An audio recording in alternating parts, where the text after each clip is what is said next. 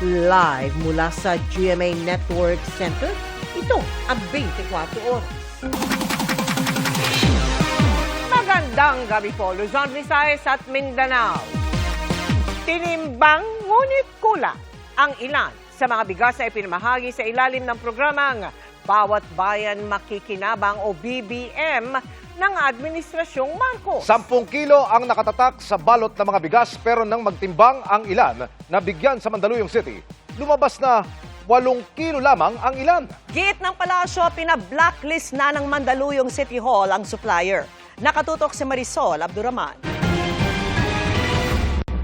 Kumalat na sa social media nitong weekend ang mga bigas na naunang pinamahagi sa Mandaluyong sa ilalim ng programang Bawat Bayan Makikinabang o BBM.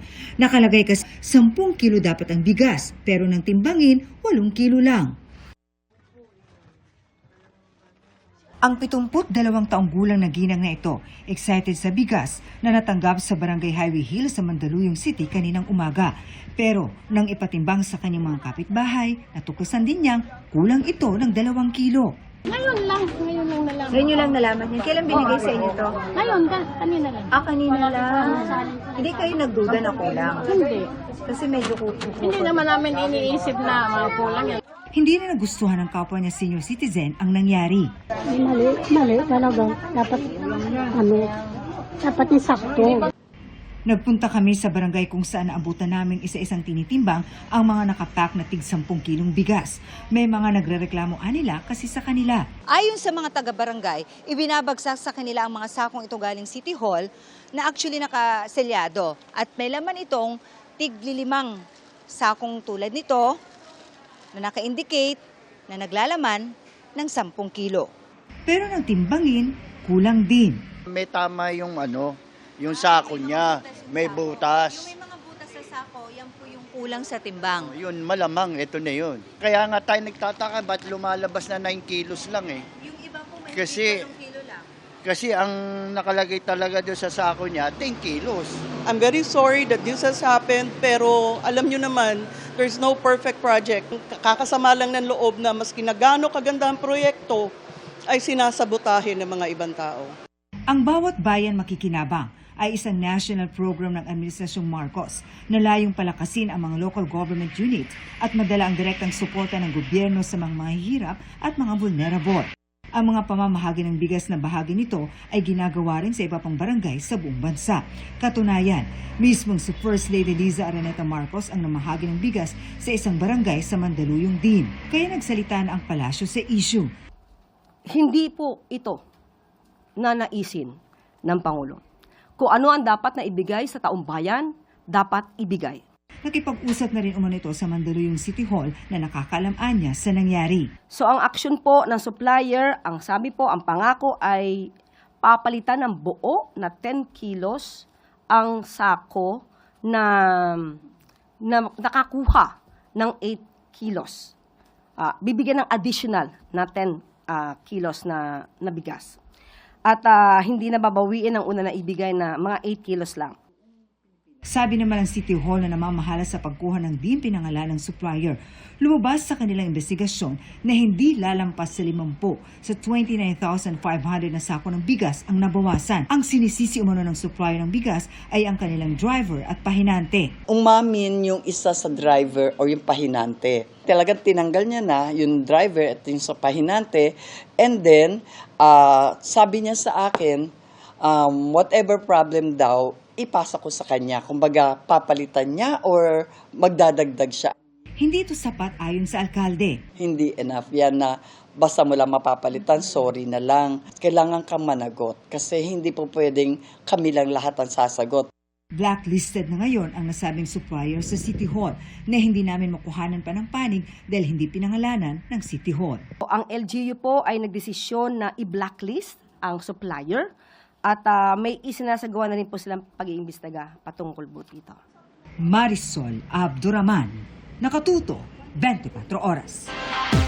Iniimbestigahan ngayon ang pagpanaw ng 8 taong gulang na grade 4 student sa 13 Martires sa Cavite. Hinala kasi ng pamilya may kinalaman ito sa pagpurga sa bata sa paaralan. Kaya plano nilang magsampan ng reklamo. Ang sabi naman ng Education Department, bahagi ng kanilang programa ang ipinainom na gamot.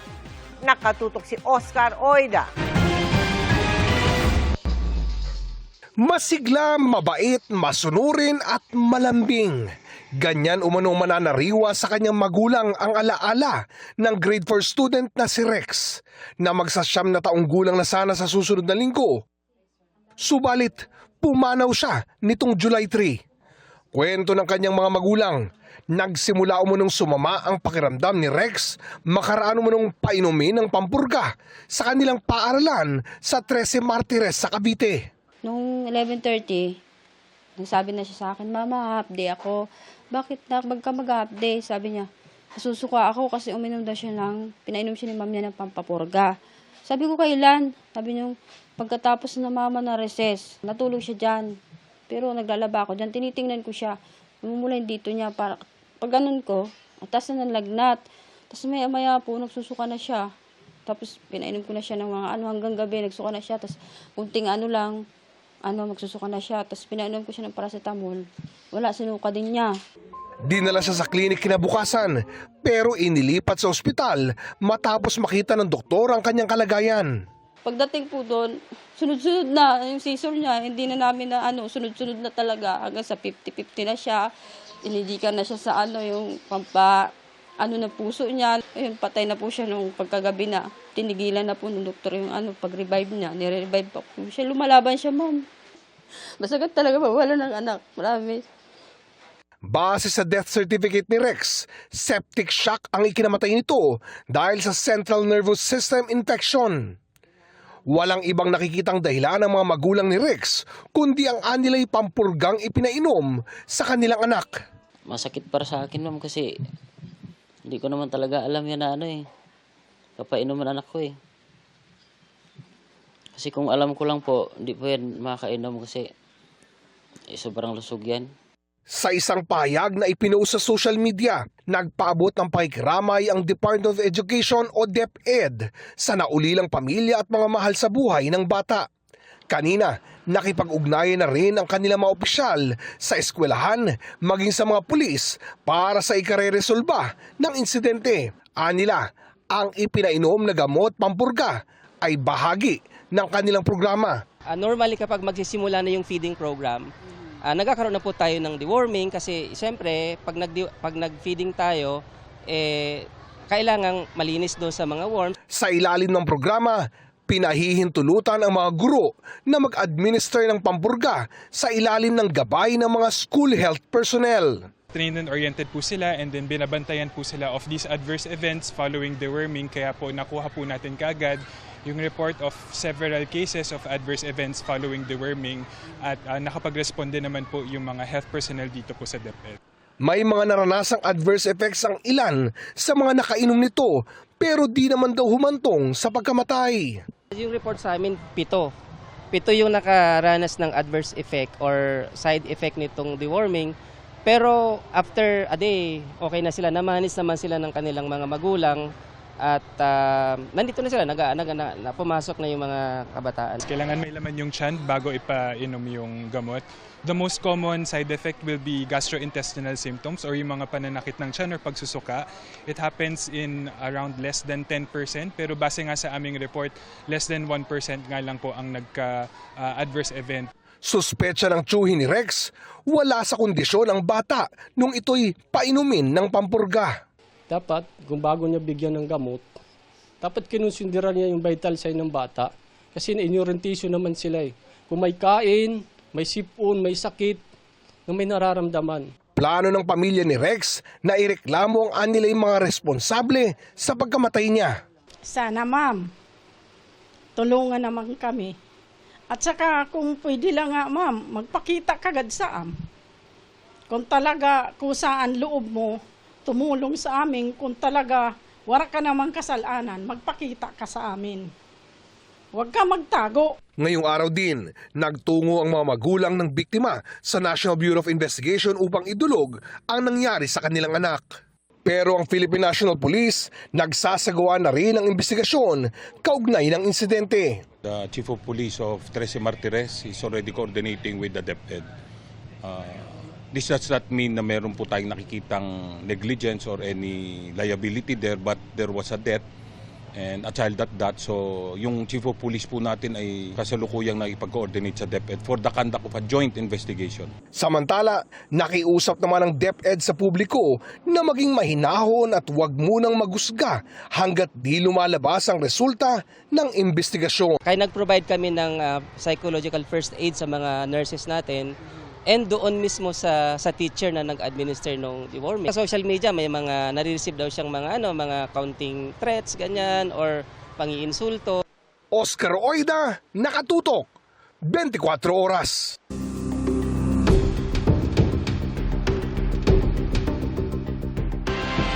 Totoo, seryoso at may sapat na basehan para sampahan ng kaso. Ganyan inilarawan ng dating hepe ng Cybercrime Division ng NBI ang umano'y pagbabanta ni Vice President Sara Duterte sa buhay ni Pangulong Bongbong Marcos. Umupo bilang witness ng prosecution si Attorney Jeremy Lotoc na nag-imbestiga sa kaso. At nakatutok live si Sandra Aguinaldo. Sandra. Yes, Vicky, tama ka. Isinalang nga ng prosecution team bilang witness si Attorney Jeremy Lotoc. Siya po yung hepe ng Cybercrime Division ng NBI dati. At ayon sa kanya, noong 2024 ay nag-imbestiga sila. At ang kanilang daw findings ay merong seryoso at aktwal na banta ang Vice President laban sa buhay ng Pangulo, ng First Lady at dating Speaker. You, Jeremy C. Lotoc. I, Jeremy C. Lotoc. Ang pangalawang witness ng prosecution sa impeachment trial ni Vice President Sara Duterte, si Attorney Jeremy Lotoc, ang dating hepe ng Cybercrime Division ng National Bureau of Investigation. Bilang investigador, sinabi ni Lotoc na ang mga binitawang salita ng bise na nangontrata na siya ng assassin para patayin ang Pangulo, ang First Lady at ang nooy nakaupong Speaker ay seryoso at ang banta raw ay totoo. To me, as the chief investigator at that time, the utterances made by the Vice President was serious, and the threat was real and actual, sir. Mr. Witness, if I may intercede, counsel, is this contained in your investigation report? Yes, sir. What made you say that? Na yung pagbabanta ng Vice Presidente ay both seryoso at totoo. We considered several factors, Your Honor, in the analysis. Number one, the delivery or manner in which the utterances were spoken. That's one. Number two, the literal meaning of the statement, Your Honor. Number three, the nature of the instruction. And number four, the relationship between the parties. The Vice President was furious and fuming mad. Nakita ho namin dun sa video nung niran ho namin, Your Honor, if I'm not mistaken, I think more or less 8 beses ho siyang galit na galit at nagmumura at minumura yung Presidente, si First Lady, and then si former Speaker of the House, sir. Sabi pa ni Lotoc, para sa kanya, disturbing o nakababahala ang mga pahayag ni Vice President Duterte. From the point of view of law enforcement agency like the NBI, it's alarming for us. Ba't mo nasabing nakakaalarma? Nakakaalarma yung sinabi ng Vice Presidente na yung instruction na huwag kang titigil hanggat hindi mo napapatay ang Pangulo, ang unang ginang, at ang former Speaker ng House of Representatives. Ba't mahalaga? Ba't alarming yan? Well, Your Honor, pwede hong mag-take advantage yung ibang grupo dyan, ibang individual. God forbid may mangyari sa Vice Presidente for one reason or the other. Mati-trigger ho ngayon yung instruction, and then papatayin ngayon yung, God forbid again, ang Presidente, Lisa Marcos, ang former Speaker. And in fact, even yung triggering na phase na yon, pwedeng mag-take advantage doon yung ibang grupo thinking na pag in-assassinate natin ang tatlo, ang sisisihin ang Vice Presidente. So marami hong anggulo, Your Honor, para ho sa amin sa law enforcement.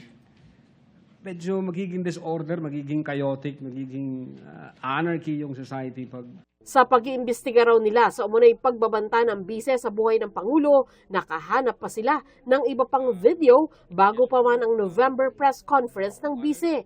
Partikular na tinukoy ni Lotoc ang video noong October 18 ng parehong taon.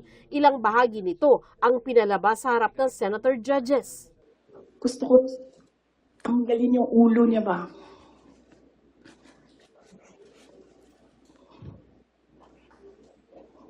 I realized toxic na yung relationship. Imagined myself cutting his head. Nagpakita rin ng ilang bahagi mula sa November 23 press conference. Ninyong lahat, Martin Romualdez, Lisa Marcos, Bongbong Marcos. 2 beses din daw nilang inimbitahan ng bise sa NBI para makuna ng pahayag, pero nagpadala lang ito ng abogado. The Vice President again did not appear, but instead sent her lawyer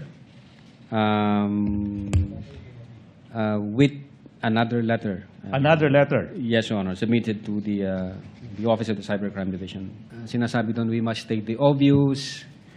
The NBI is under the administrative supervision ng Secretary of Justice, who is an alter ego of the President. And the Executive Secretary is the chief alter ego. So, minarapat daw niya makinig sa kanyang counsel at hindi na mag-appear sa subpoena ng NBI, Your Honor. Tinanong din ng private prosecutor si Lotoc tungkol sa depensa ng Vice President na freedom of expression o malayang pagpapahayag lamang ang kanya naging pananalita. When the second highest official of the land openly and publicly uttered that she had already contracted a person to kill the highest official of the land, the First Lady and the former Speaker, and that she instructed the person to be relentless in killing them, we failed to see any amount of freedom of speech in that utterance, Your Honor. That's number one. Number two, we talk to ourselves.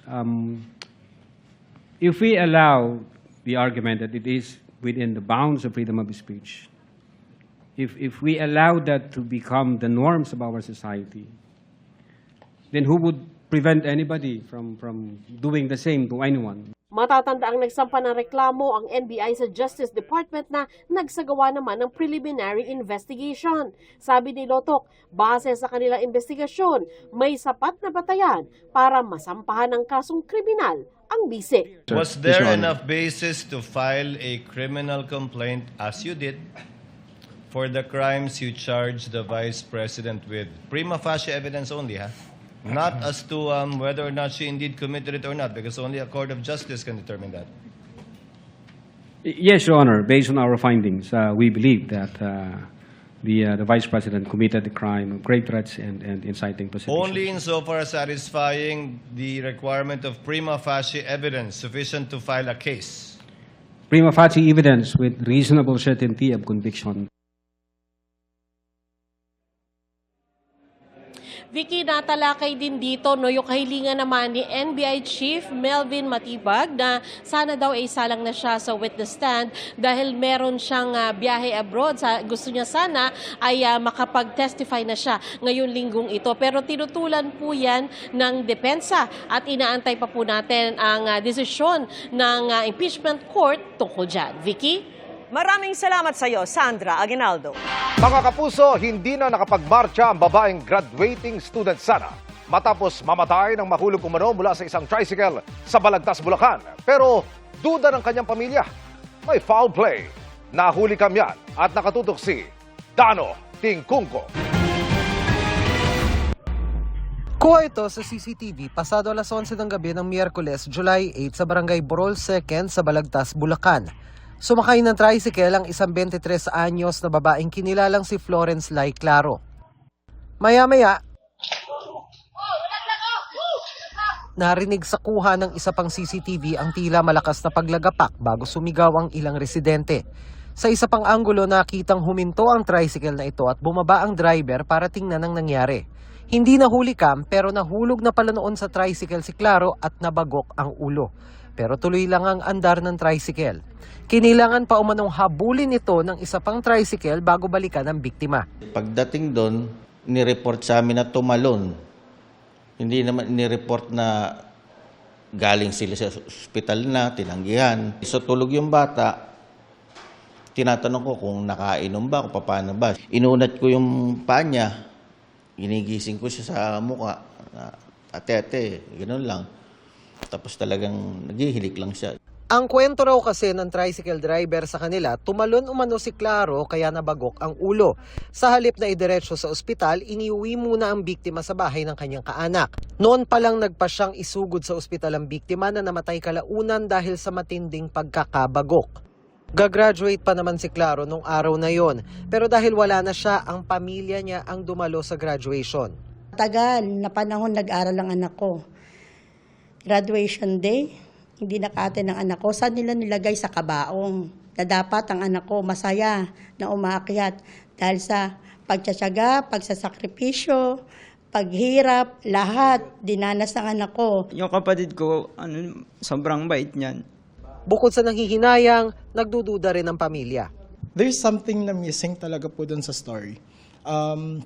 Sabi nila hindi namalayan. Tinanong ko yung nasa loob, bakit mo hindi namalayan na nalaglag? Sabi po niya ay napuwing daw po siya. Kine-claim nila na wala silang ginawang masama. Pinaimbisigahan na ng pamilya sa mga pulis Balagtas ang nangyari kay Claro dahil sa hinalang nagka-foul play. Paano nahulog ang anak ko? Ano nga ang nangyari? Bakit nahulog ang anak ko? Maraming tanong na walang sagot. Ang inaano ko lang, hustisya, hustisya, hustisya. Hindi po nila tinulungan. Mabuti na lang po, mayroon nakahabol sa kanilang mga bystander doon para pabalikin sila at tulungan yung biktima. Sabi po nila, allegedly, base doon sa kanilang version, is nalaglag po daw yung biktima. Nangangalap pa rin po kami ng witness or ebidensya na magpapatunay doon sa kanyang claim. Ayon sa pulisya, itinanggi sa kanila ng tricycle driver at kapatid nito na may nangyaring foul play. Pero sinisilip pa rin ang hindi agad pagtulong ng magkapatid sa biktima. Sa ngayon po, ang aming pag-iimbestiga ay doon pa lang po sa reckless imprudence resulting to homicide. And then yun nga po, yung abandonment of one's victim. Dano Tingkung, Nakatutok, 24 Oras. Arestado naman ang isang babaeng nagpanggap umanong pag-ibig agent at nagbebenta ng mga bahay na mayroon na palang nagmamay-ari at fully paid na. Narito ang aking pagtutok. Humigit kumulang 10 taon naging OFW ang single parent na si Sylvia, hindi niya tunay na pangalan. At ang kanyang naipon, ininvest niya sa mga tinatawag na foreclosed property o yung mga bahay na hindi nabayaran ng unang nakabili at ibinebenta ngayon sa murang halaga. Isa sa mga nag-alok sa kanya, ang suspect na papangalanan naming si Martha. Madalian niya silang napaniwalang konektado ito sa pag-ibig dahil bukod sa matagal na niyang kapitbahay. Kung kulang sa imo, 50 na lang. Itinitripping pa siya nito para ipakita ang mga binebentang property. Aabot ng 1.5 million more or less talaga yung nakuha sa akin kasi yung mga bahay na binigay nila sa akin, wala naman talagang tao. Nakakuha ako ng 18 na houses sa kanila, under Pag-ibig lahat kasi ginaya din nila yung firma ni Pag-ibig, yung manager. Doon kami minsan nag-transact talaga sa loob ng Pag-ibig, doon katabi sa guard. Ang hindi alam ng biktima, yung mga bahay na pinabayaran sa kanya, puro may mga may-ari pala at fully paid na. Yung mga bahay kasi na parang na-abandon, which is investment lang po ng mga tao, yung mga nasa abroad, yung mga hindi nila nabibisita, and ito namang namimeke na tao, nagpapanggap na nabili po niya ito sa totoong may-ari, and then ibinebenta sa pamamagitan ng pamimeke ng mga dokumento. Nagsumbong ang biktima sa PNP-CIDG at sa loob mismo ng Pag-ibig Office sa Davao City. Dinakip ng mga pulis ang babaeng suspect. Nahuli ang respondent habang aktual na nagpuproseso ng mga document para sa mga transaksyon sa pabahay na Pag-ibig at tumanggap ng mark money at budol money mula sa pusher buyer. No comment sa ngayon ang suspect na ipinagharap na ng mga reklamong paglabag sa Anti-Red Tape Act, estafa at usurpation of authority. Grabe sir, yung mental health ko sir, hindi ako nakatulog. Kasi dati akong OFW for 9 years, tapos yung pera ko ginamit ko sa investment dito sa Pilipinas. Tapos nakuha niya lahat. Ang masakit pa doon sir, na-renovate ko yung bahay na hindi pala sa akin. Tapos sabi niya, ang ganda ng pagka-renovate mo. Mahigpit na palala ng mga otoridad lalo na sa mga OFW na target ng mga sindikatong ito.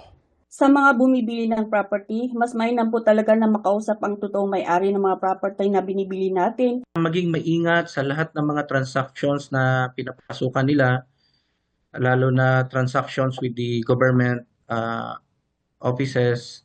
Alam naman natin yung every government office may mga FB page na and FB accounts, pwede silang mag-visit.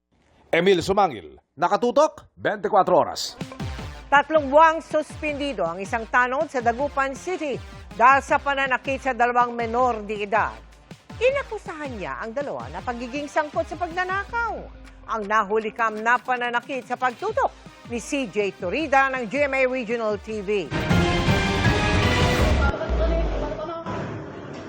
Sa video na viral na ngayon sa social media, isang lalaki ang humampas sa balikat ng mga kinakausap niyang menor de edad. Ang isa, sinabunutan pa ng lalaki, natanod sa barangay Bunuan, Binloc, Dagupan City. Ang 2 menor de edad, sangkot umano sa pagnanakaw. Ang mga magulang ng dalawa, hindi nila kinukonsinti ang ginawa ng mga anak. Pero, inirereklamo nila ang pananakit sa kanilang mga anak. Siyempre po ma'am, nasaktan po ako doon po sa ginawa. Kahit na po may kasalanan yung anak ko po, hindi po dapat yung ganyan po yung ginawa nila. Nasa barangay na po sila. Dapat ayusin na lang, kausapin. Okay lang kung takutin sa pananalita, huwag takutin doon sa pananakit.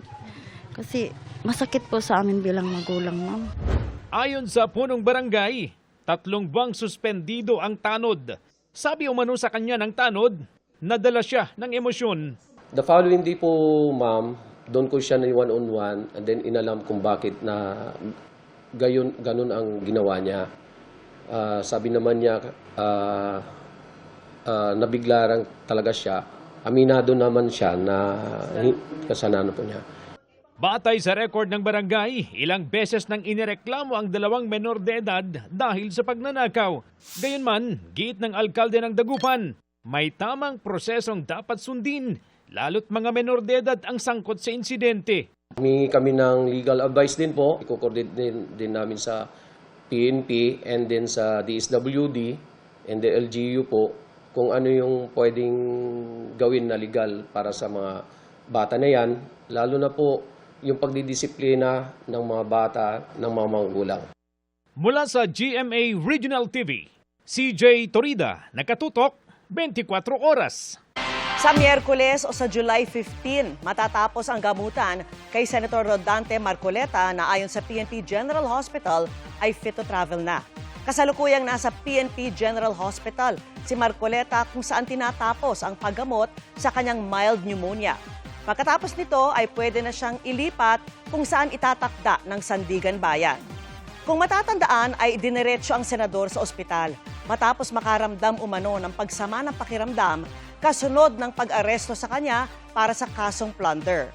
Sa ngayon, clinically stable at controlled na ang blood pressure ni Marcoleta ayon sa ospital.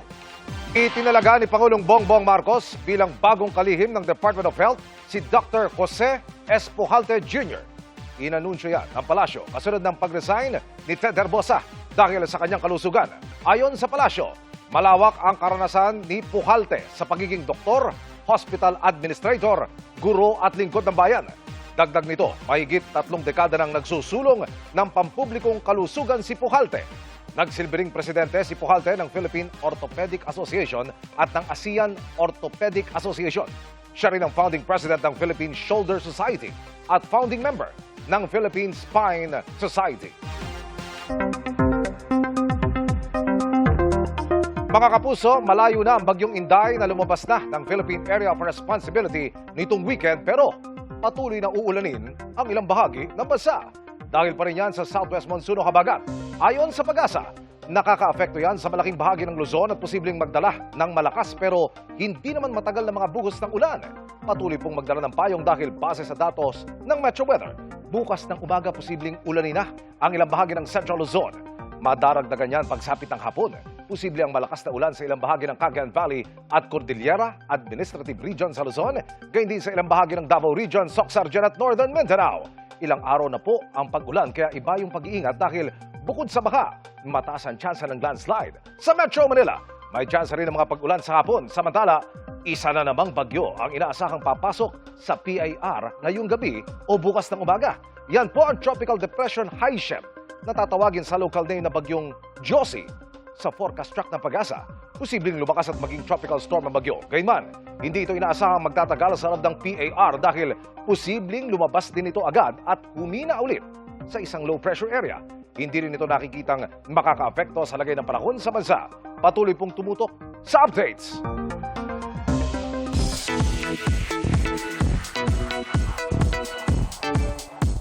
Happy Monday, chikahan mga kapuso! Magtutos na ang mga character ni Kylie Padilla at Cheska Fausto sa GMA Prime series na Task Force Firewall. Dahil yan sa mabubunyag na isang secret affair. Kung paano nila pinaghandaan ang inaabangang tapatan, ichichika ni Athena Imperial. Intense at makapigil hininga ang fight scene na ito ni Galo ng Task Force Firewall. Laban kay Mark na nasa likod umano ng isabong scam. Pero ang tensyon na nararamdaman ng viewers ng GMA Prime, maingat at kalkuladong ginagawa behind the scene ng cast at crew.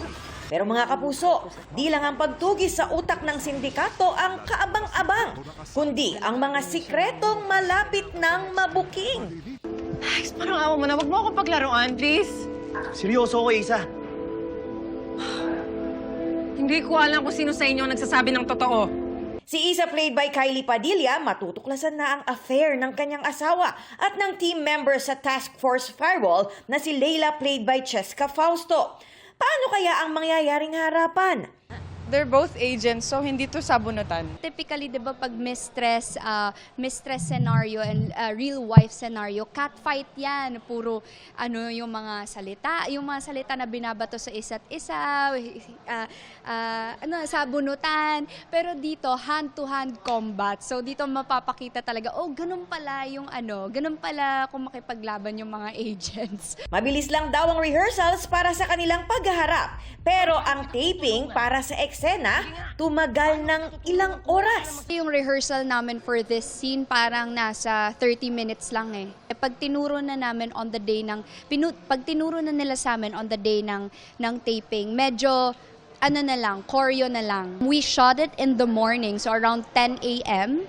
And then natapos namin yun hapon na. Paano na kaya ang Team Firewall kung magkaaway ang dalawang lady agents? Dahil si Leila yung attorney and of course, siya yung weapon expert. So if you just think of that, syempre mababali talaga yung grupo.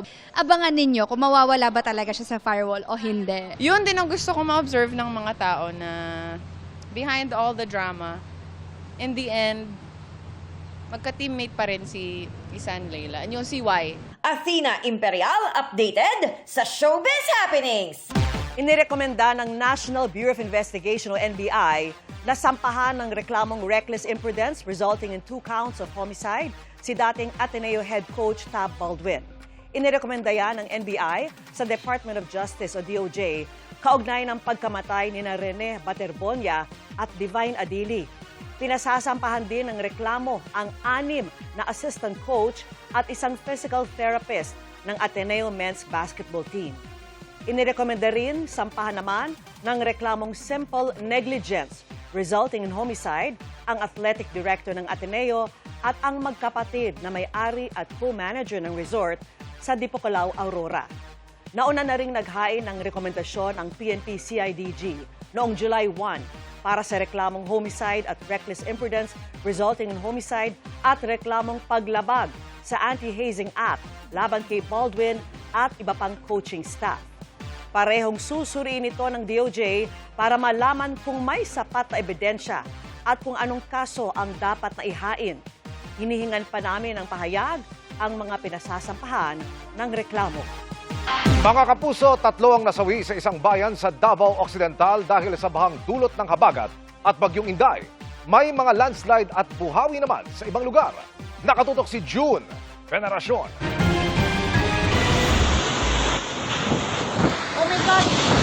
Napasigaw na lang sa takot ang isang ito sa biglang pananalasa ng isang buhawi sa Nabasaklan. Halos walang maaninag dahil sa lakas ng hangin at ulang dala ng habagat at bagyong Inday. Nagliparan ang mga yero.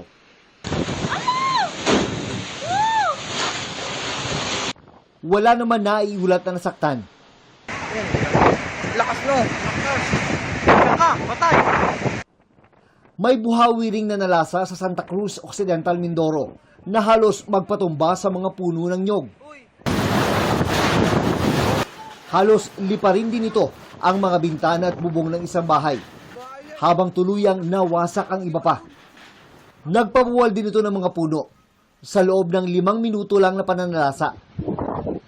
Sa Santa Ilocos Sur naman, nawasak ang bahagi ng seawall sa National Highway. Kasunod yan ng masungit na panahon. Sa Jose Abad Santos sa Davao Occidental, 3 ang kumpirmadong nasawi. Na-recover ang kanilang mga bangkay matapos maanod ng baha.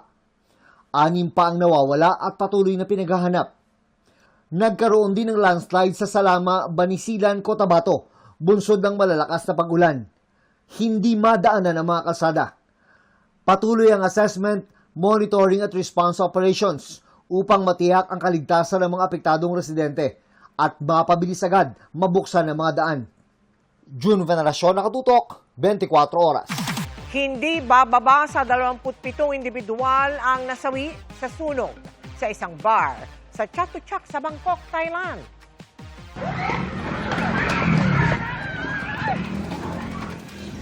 Animoy bumubuga ng apoy ang club na yan, kasabay ng takbuhan ng ilan palabas ng nagliliyab na establishmento ayon sa Department of Disaster and Prevention and Mitigation ng Thailand.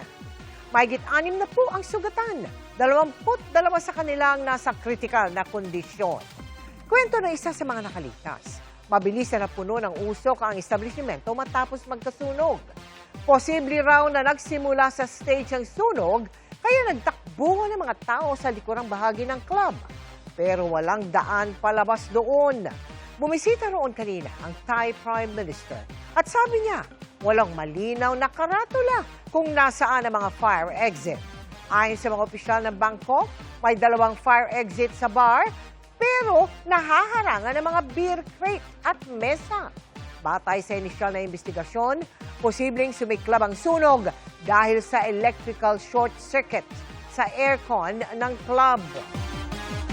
Ilang buwan mula nang magbitiw si dating Budget Secretary Amenna Pangandaman, muli siyang nabigyan ng posisyon sa gobyerno. Ngayon, bilang CEO ng isang government-owned and controlled corporation. Binatikos ang appointment ni Pangandaman, lalo't nabanggit ang kanyang pangalan kaugnay ng maanomalya umanong flood control scam. Ang depensa ng Malacanang sa pagtutok ni Ivan Mayrina. Si Amenna Pangandaman ang nakupong sekretary ng Department of Budget ng panahong pinanday ang mga kinwestyong national budget na lubhang nabahira ng korupsyon. Ilang beses siyang humarap sa investigasyon ng Senate Blue Ribbon Committee kaugnay nito at kabilang siya sa mga idinawit sa umano'y pangungumisyon sa mga flood control projects. Nagbitiw siya sa pwesto noong Nobyembre na nakaraang taon dahil daw sa delikadesa. She sacked me now because her name was dragged into the whole thing. We want to be sure that she's not in a position where she might be suspected of influencing all that. Kasi when she's out of government, wala na siyang influensya. So. Ngayon, makalipas ang 8 buwan, nagbabalik sa gobyerno si Pangandaman. Itinalaga siya ni Pangulong Bongbong Marcos bilang chairperson at chief executive officer ng Al-Amana Islamic Investment Bank, isang government-owned and controlled corporation. Yusek, ibig sabihin po ba nitong appointment na ito ay walang kasalanan sa flood control scandal ang dating budget secretary sa mata ng Pangulo? And that she now enjoys the trust and confidence of the President and now for a new government post? Iba naman po ang usapin po kasi ng patungkol sa anomalya, sa flood control projects. Kung meron po sila nakikita mga ebidensya laban kay dating Secretary Amenna Pangandaman, bukas po ang Pangulo sa anumang klase ng pag-iimbestiga. Ang appointment ni Pangandaman, binatikos ni dating Finance Undersecretary Shelo Magno. Hindi naiimbestigahan, hindi nakakasuhan, pero na-appoint as CEO ng isang government bank. So kung ikaw ang involved sa pagre-release ng pondo para sa flood control projects at biglang nag-resign ka, ngayon appointed as CEO ng isang government bank, anong tawag dito? Ano sa palagay nyo? Rewarded? Kung babalikan, binanggit si Pangandaman ng puganting dating Congressman Zaldico, isa sa mga personalidad na sinasabing nasa gitna ng umano'y flood control scam. Sabi ni Ko, si Pangandaman umano ang nagsabi sa kanya ng utos ng Pangulo na magsigit ng 100 billion pesos sa BICAM ng binubuo ang 2025 national budget. Nagsimula ito nung tumawag si Sekmina Pangandaman sa akin nung nag-umpisa ang BICAM process last year, 2024. Ang sabi niya, katatapos lang ng meeting nila ni Pangulo at may instructions na mag-insert o magpasok ng 100 billion worth of projects sa BICAM. Itinanggi na noon ng Pangulo ang aligasyon. Sa joint affidavit din ng 18 dating sundalo na hiniharap ni Atty. Levito Baligod, sinabi nilang tinanggap umano mismo ni Pangandaman ang i-deliver nilang 2 maleta ng pera. Ipinagtanggol na Malacanang ang bagong appointment ni Pangandaman. Wala naman po sigurong masama kung i-appoint po niya ang isang taong sa tingin niya ay makakapagtrabaho na maayos. Yusek, doesn't this send the wrong signal na mag-a-appoint po ang Pangulo ng isang nadawit at nagbitiw sa kasagsagan ng flood control scandal, and especially at this time when the accusation against his administration is that he is only chasing selective justice? Kaya nga po sinabi natin, sa ngayon po ay wala tayong nakikitang anumang kaso na kinakaharap ni dating Secretary Amena Pangandaman. Kung meron po sila maikakaso at meron po sila ebidensya, sila po ay malaya na magsampa ng kaso. Hinihingan pa namin ang reaksyon si Pangandaman, pero itinanggi na niya ang mga paratang. Dati na rin niyang sinabing wala nang kinalaman ng kanyang tanggapan sa paggastos ng pondo sa national budget. Wala po kaming tao na kayang mag-check isa-isa ng mga projects na pinopropose ng DPWH But po. do you have the mandate to do that? Wala din po eh. Sinabi rin noon ni Ombudsman Jesus Crispin Remulla na iimbestigahan nila ang mga aring naging partisipasyon ni Pangandaman sa flood control scandal. Humihingi kami ng update mula kay Remulla. Ivan Mayrina, Nakatutok, 24 oras. Sumadsad sa pinakamababang level sa kasaysayan ng tubig sa Angat Reservoir kahapon, habang malayo rin sa normal na level ang iba pang reservoir sa Luzon. Pero posibleng mabago na yan dahil sa sunod-sunod na pagulan. Ang paliwanag kung bakit hindi pa yan damasa ngayon sa pagtutok ni Rafi Tima. Kabi-kabila ang mga pagbaha sa iba't ibang bahagi ng bansa mula pa noong nakaraang linggo. Dahil sa pinaigting na habagat, bunsod ng bagyong Inday. Pero kung umaapaw ang ilang ilog na nagpabaha sa ilang kalsada, kabaligtaran ng kondisyon sa ilang reservoir sa Luzon. Sa Pantabangan Reservoir sa Nueva Ecija, muling lumitaw ang simbahan ng Lumang Bayan ng Pantabangan noong Biyernes dahil sa bumababang level ng tubig dito. At sa patuloy na pagsadsad ng tubig kahapon, nadagdagan pa ang mga lumang strukturang muling nakita. Sa pinakahuling datos ng Pag-asa, nasa 177.46 meters ang Pantabangan ngayong araw. Malayo sa 216 meters na normal high water level nito. Kahapon din naitala sa Angat Reservoir ang pinakamababang level nito sa kasaysayan na umabot sa 155.91 meters, mas mababa sa 157.56 meters na record low na naitala noong 2010.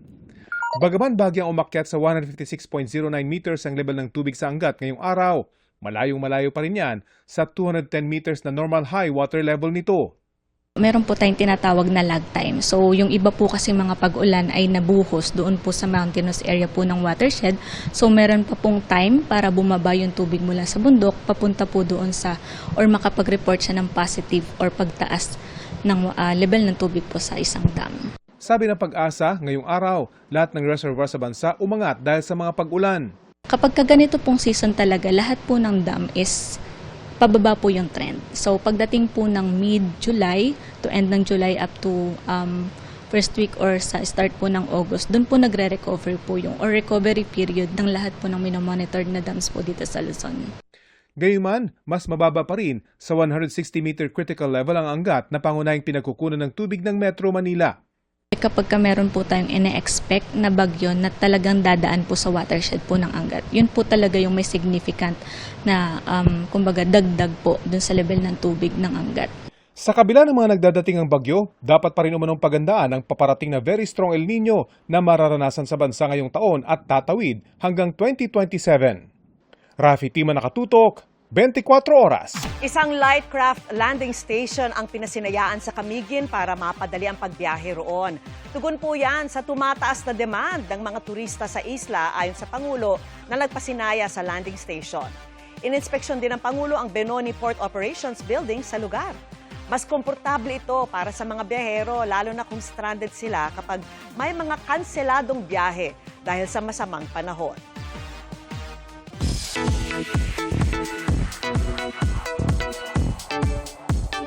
Ilang araw bago mapanood sa mga sinehan, nakakwentuhan muna ng GMA News ang director at cast ng pelikulang The Odyssey.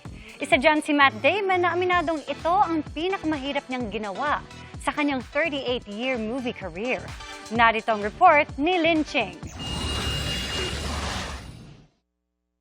Mga kapuso, dito ngayon sa Mumbai, India para makausap ang bida ng pelikula, The Odyssey. Sina Matt Damon at saka si Tom Holland. Kasama na ang direktor nila, si Christopher Nolan.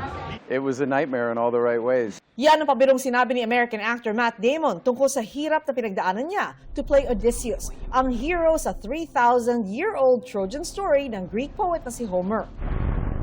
Ito na nga raw ang pinakamahirap na pinagdaanan ni Matt sa kanyang 38-year movie career. It just required so much effort and expertise from so many people.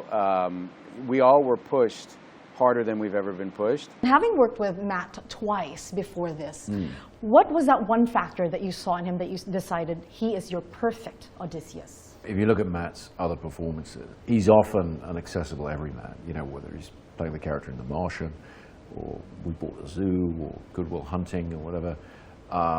But he's also Jason Bourne, this kind of cold assassin. Odysseus needed certainly both of those things. He's an actor of incredible range. Tom, you said that Matt is exactly who you hoped he would be. So what can you share with us about him as a person, as a mentor? His optimism and his joy and his passion for the work, it feels like that hunger and drive to achieve something that has never been done before was exactly what it would have been like at the beginning of his career. You know, that torch has never gone out. It's maybe even gotten brighter. And for me as an actor, to see someone who is leading by example and, you know, knows every crew member's name and has a personal relationship with everyone on set really gave me so much to look up to and to learn from. Anne said that she wishes her sons would grow up to be like you because Oh, you're that's a very dream. sweet. You're a dream son. That said, as a son, what are the teachings of your parents that molded you into the man that you are? I think never take anything for granted. The moment you start taking those things for granted is the moment that you'll get lost. Hollywood is a crazy place and fame is a really interesting thing to deal with. And staying tethered to the ground and remaining true to the person you were before all of those amazing things happened, I think is a really, really important life skill. And my dad used to do this thing to me when I was a kid, when I was growing up and I was making movies, where if I had a moment where I was being difficult or something, he would go, "God, you're such a movie star." And it was such a important lesson to me to try and prove to him, like, no, I'm still your son. He also said that you're so good at directing that people overlook the fact that you're a wonderful writer as well. So there are so many lines that you wrote in The Odyssey that hits the heart. For me, it was, leap of faith you have never yet made. Is there a leap of faith that you have yet to make in terms of cinema? It's a very, very good question, and not one I'm prepared to answer. I mean, yes is the simple answer, but yeah, I'm not here to expose my weaknesses. The Odyssey is essentially a journey, and every chapter in a person's life in itself is a journey. What is the most important journey to you? And the whole thing's a journey. Yeah. You know, it's about trying to grow and evolve and do better in every facet of your life, and experience the wonder and joy of life, and build real relationships with people. You know, particularly in your home life, you know, becoming a father and all of what that means, that responsibility, but also the care in those relationships, and yeah, I think it's all really connected. The work that we do is it draws on our own lives, and so there's a deep connection between our purpose, you know, and our work, and the things that we hold the dearest.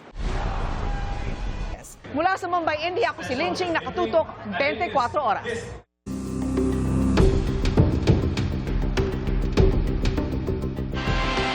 May kinontrata nga bang assassin si Vice President Sara Duterte para ipapatay sina Pangulong Bongbong Marcos, First Lady Liza Araneta Marcos at dating House Speaker Martin Romualdez?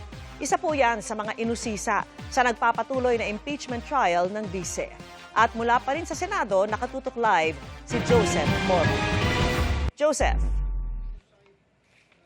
Vicky, hinanap nga ng mga senador sa ikalawang testigo ng prosekusyon. Meron ba na assassin na kinontrata itong si Vice President Sara Duterte para kay Pangulong Bongbong Marcos? Ayon kay Attorney Jeremy Lotoc, alam yan maaari ng Intelligence Service ng NBI o mismong ni NBI Director Melvin Matibag. Pero sabi ng prosecution, meron o walang assassin, grave threats o matinding pagbabanta pa rin yan na itinuturing nila na isang impeachable offense. Samantala, lahasang sinabi ng depensa sa korte, walang kinontrata si Vice President Sara Duterte na assassin. Sabi ni NBI Regional Director Attorney Jeremy Lotoc, mismong ang pananalita ni Vice President Sara Duterte ang patunay na may kinontrata na siyang assassin para patayin ng Pangulo, ang First Lady at nooy Speaker. Nakita namin, may kinausap na siya even before the press conference was held on November 23, 2024. So base sa kanyang statements, sa inyong pag-aanalytika, meron na siyang nakausap na kinontrata. Yes, Your Honor, and we believe na hindi naman magsisinungaling ang Vice Presidente noon kasi galit na galit nga po siya. Kaya halos iisa ang tanong ng mga senator judge na tumayo pagkatapos ng direct examination. Meron nga bang kinontratang tao ang bise para patayin ng Pangulo, First Lady at dating House Speaker? Tinuloy niyo ba yung investigasyon para matukoy ang taong ito? Unfortunately, wala ako kaming ma-establish na validated information. Tanong ni Senator Judge Tulfo, ano ang motibo ng Vice Presidente sa pagbabanta at may nakita ba ang NBI ng mga ginawa ng Vice para maisakatuparan ito? Did the investigation uncover any evidence, if there's any, that the respondent had taken steps to carry out these threats or these statements? Pero sagot ni Lotoc, nakatutok sila sa pag-iimbestiga kung grave threats nga bang maituturing ang pagbabanta ng Vice laban sa Pangulo. So far as the Cybercrime Division is concerned, we focuses on the investigation on the alleged grave threats and inciting to sedition. Yes, Your Honor. Dagdag pa ni Lotoc, maaaring si NBI Director Melvin Matibag o ang Intelligence Service ng NBI ang may impormasyon dito. Paano kung hindi matunton ng aktual na assassin? Tanong ni Senator Judge Joel Villanueva. Hindi na ba ito maituturing na grave threat? Sagot ni Lotoc, grave threat pa rin ito. Kung hindi po ma-identify o ma-locate ang sinasabing assassin, does that automatically mean that the threat is no longer credible or actionable? The threat was absolute. Dagdag na sagot ni Lotoc sa mga senador, hindi porket walang assassin na mapatunayan ay wala ng basehan ng kasong grave threats laban sa Vice. Ang mga pahayag niya raw noong November 23, 2024 sa online press conference at 3 iba pang pahayag ay sapat na basehan na itinuturing na grave threats. Kailangan po ba ng patunay na may kinontratang assassin? Grave threats can be committed with or without condition. Si Senador Aquino, dineretso na ang depensa.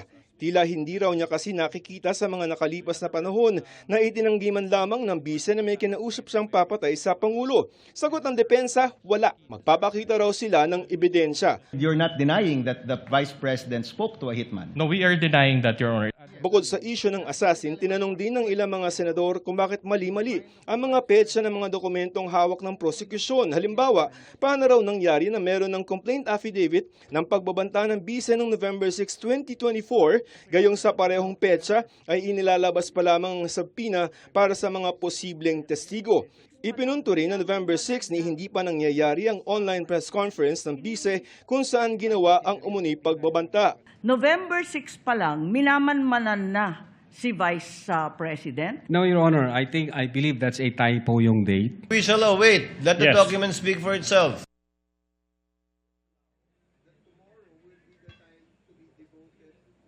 Vicky, hinihingi na ng prosecution na unahin at isunod dito kay Attorney Lotok itong si NBI Director Melvin Matibag, pero kinokontest yan, pinapalagan yan ng depensa, pero wala pang desisyon ang Senate Impeachment Court dahil patuloy pa rin itong cross-examination kay Attorney Lotok. Vicky. Maraming salamat sa iyo, Joseph Morong.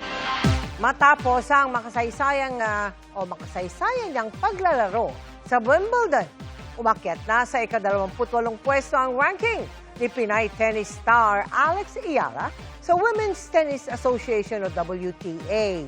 Ipinaghanda siya ng Malacanang ng homecoming reception. Live mula doon, nakatutok si Ivan Mayrina. Ivan? Yes, Mel, hindi na itago ni Pangulong Bongbong Marcos ang kanyang pagiging fan ni Alex Ayala sa iginawad sa kanyang welcome reception dito sa Malacanang ngayong gabi. Ika nga ng Pangulo, isa ito sa mga pagkakataong masarap maging Pangulo dahil nakakaharap niya mga tulad ni Ayala na hinahangaan ng buong bansa. Todo puri ang Pangulo sa mga naabot ni Ayala, lalo na itong round of 16 sa Wimbledon na siyang pinakamalayong narating ng isang Filipino tennis player. Kahanga-hangaan niya ang ipinapakitang determinasyon at tibay ng loob ni Ayala at sa lahat ng pagkakataong ito ay hindi raw nakakalimutan ni Alex na ipagmalaki na siya ay isang Pilipino. Sa kanya naman pahayag, sinabi ni Ayala na labis ay pinagpapasalamat ang suporta ng sambayanan at lubos niyang ikinagagalak na nakikita ng lahat. Hindi lang kanyang mga tagumpay kundi ang lahat ng sakripisyong kanyang ibinubuhos sa kanyang bawat laro at sa mga oras na ginugugol sa training at paghahanda sa kanyang mga laban. Sa kanya raw bawat laban, tanga niya ang Pilipinas at ang buong sambayan ng Pilipino, kasabay ng pangako na patuloy niyang pagbubutihin sa ngalan ng Pilipinas. Umakyat na nga, Mel, ang Women's Tennis Association o WTA ranking ni Ayala sa 28th mula sa 29th. Binigyan ng presidential citation si Ayala sa seremonya ngayong gabi. Hindi raw ito karaniwang pagkilala at pangako ng Pangulo lahat ng kailangang suporta mula sa gobyerno, magsabi lang siya, ay ibibigay sa kanya. Si Ayala naman may regalong sombrero at mga tennis ball para sa first couple. Nagpapatuloy, Mel, hanggang sa mga oras ito ang homecoming reception. You never fail to remind everyone that you are a Filipina. You never fail to do that. Lubos kong ipinagmamalaki ang pagiging Pilipino.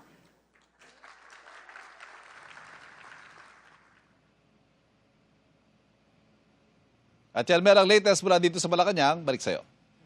Maraming salamat sa iyo, Ivan Mayrina. At yan ang mga balita ngayong Lunes. Ako po si Mel Tiangco. Ako po si Emil Sumangil. At ako po si Vicky Morales. Ito ang GMA News. Walang kinikilingan. Walang pinoprotektahan. Noon at ngayon, serbisyong totoo. At dahil hindi natutulog ang balita. Nakatuto kami 24 oras.